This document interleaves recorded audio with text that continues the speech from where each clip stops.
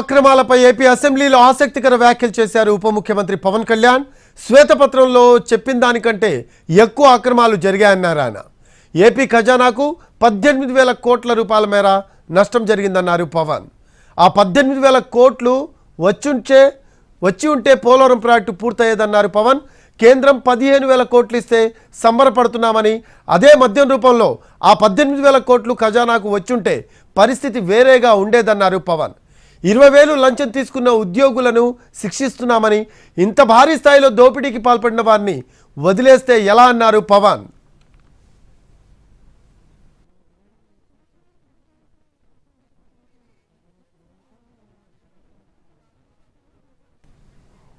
AP అసెంబ్లీలో BJP floor leader Vishnukumar Raju ఆసక్తికర వ్యాఖ్యలు చేశారు.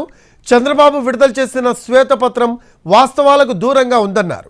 ఏపీలో 30,000 కోట్ల రూపాయల కుంభకోణం జరిగితే శ్వేతపత్రంలో మాత్రం 99,000 కోట్ల నగదు అమ్మకాలు జరగగా 3% అక్రమాలు జరిగినట్లు ఉంది.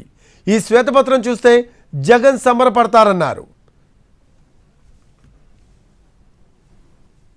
సుమారు 30,000 కోట్ల రూపాయలు దోపిడీ జరిగిందని చెప్పి మేము లెటర్ రాయడం జరిగింది అధ్యక్ష. ఇప్పుడు ఈ ప్రెజెంటేషన్ లో అదర్ ఎలిగేషన్స్ అండ్ ఎక్స్టార్షన్ అనేది కేవలము 3,113 కోట్ల కింద ఎస్టిమేట్ చేయడం జరిగింది అధ్యక్ష. ఇది వాస్తవానికి చాలా చాలా దూరంగా ఉంది అధ్యక్ష. ఈ ఫిగర్ ని చూసి జగన్మోహన్ రెడ్డి గారు చాలా సంతోషపడిపోతారు, ఎవరు నన్నేం పట్టుకోలేకపోయారని. ఇది నిజం అధ్యక్ష. ఎందుకంటే నేను లిక్కర్ మీద ఇంట్రెస్ట్ ఉంది కాబట్టి అసలు ఎన్ని వేల కోట్ల రూపాయలు దోపిడీ అయిపోయింది అనేది మీరు ఒక్కసారి అర్థం చేసుకోవాల్సిన అవసరం ఉంది అధ్యక్ష.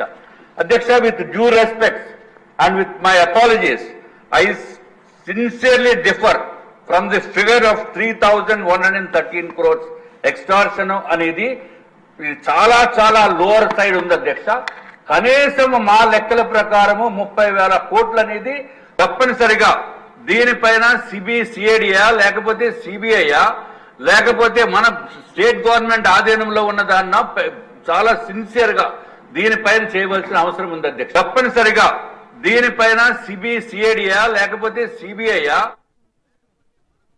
3,000 కోట్లుగా చాలా లోతైన దోపిడీ జరిగింది. దీంట్లో లాస్ ఆఫ్ కన్సిడరబుల్ రెవెన్యూ దాదాపు 18,860 కోట్ల 51 లక్షలు అనేది ప్రాథమికంగా తేలింది. దీంట్లో అంటే ప్రజలకు కావాల్సిన డబ్బు, ప్రజలకి రావాల్సిన డబ్బు ఇవన్నీ కూడా ఎక్కడికి వెళ్ళిపోయినాయి.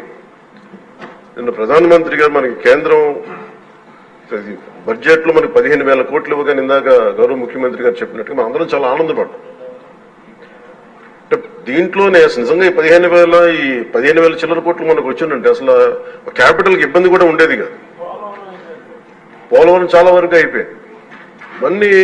ఇవన్నీ పక్కన పెడితే అధ్యక్ష, నేను రివ్యూ చేస్తా ఉంటే ఒక 20,000 తీసుకున్నాడు ఒక అధికారి, మన ఏసీబీ వాళ్ళు తీసుకున్నారు.